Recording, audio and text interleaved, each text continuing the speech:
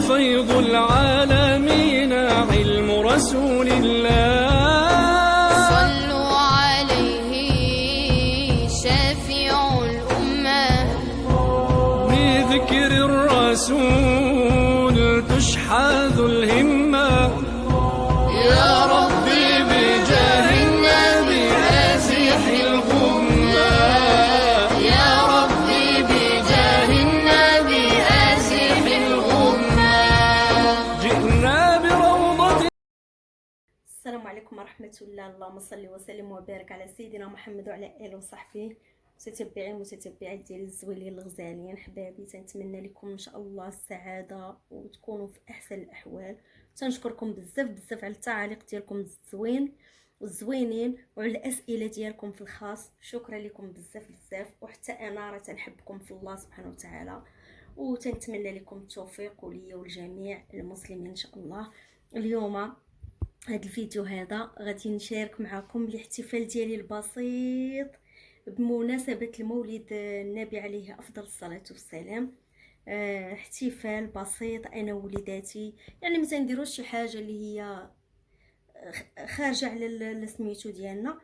تنحتفلوا مع الوليدات. راكم عارفين الناس اللي عايشين في أوروبا راه ضروري هادشي تنحتفظوا عليه، لأن الوليدات ديالنا حنا في الديور ديالنا تنربيوهم، ولكن منين تيخرجوا لبرا راه تيشوفوا حوايج اخرين. ولكن حنايا الحمد لله والشكر لله بفضل الله سبحانه وتعالى وبالمثابره ديالنا ديال الوالدين تنديروا اكثر من بجهدنا باش ندقوا في وليداتنا العقيده ديالنا، باش ما يتفوق داكشي اللي كبرنا عليه بغينا نكبروا عليه وليداتنا. الحمد لله والشكر لله. الله يحفظ وليداتنا ووليدات المسلمين.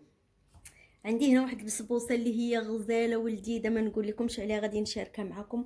راه لذيذه وبنينه، راه تجي خوتاتي الحبابات ديالي، راه تجي هاد البسبوسه خطيره في المذاق ديالها.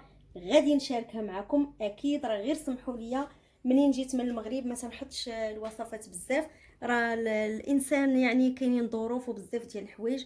عندي هنايا الحلويات المغربيه، عندي هذا الحلوه ديال التمر ديالنا المغربيه غنيه على التعريف، غزاله بزاف. ريش بوند راه ما تتخطى حتى شي دار. هذه حليوه ديال الشكلاط تتجي غزاله، والحلوه ديال التمر اللي هي غنيه على التعريف راه تتجي غزاله وتتجي لذيذه. هذه الحلوه ديال التمر شوفوا تتجي معلكه بزاف بزاف.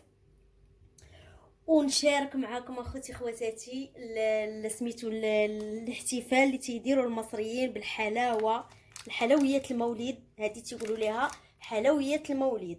تيحتفلوا المصريين بالمناسبه ديال المولد النبي عليه افضل الصلاه والسلام. تيشريو هاد الحلويات، راه ما نقول لكمش على هاد الحلويات كيفاش دايرين. شوفوا هذا راه زنجلان هذا معسل بحال ما هكذا، وكاين كاوكاو، وكاين هنايا ماشي هذه الصوجه، هذه الصوجه. شوفوا الصوجه كيفاش دايرين ليها، تجي غزاله وبنينه ولذيذه.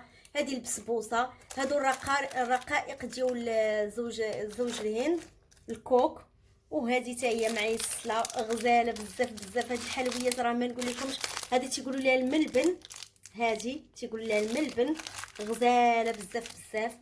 شوفوا لي اخوتي خواتاتي، هذه الملبن ثاني على الاشكال بحال ما هكذا. هادو الرقائق ديال الكاوكاو اللوز حتى هما معسلين. شوفوا هاد الديكور، هذه فيها الكوك، هذه فيها الكوك وفيها الزبيب وفيها سميتو هذا الكاوكاو كونكاسي بحال ما هكذا غزاله. شوفوا هاد الشكل حتى هو. راه عرفتي هاد الحلويات اخوتي خواتاتي، انا وعدتكم قلت لكم راه غادي منين يجيوني الحلويات من مصر راه غادي نشارك معاكم.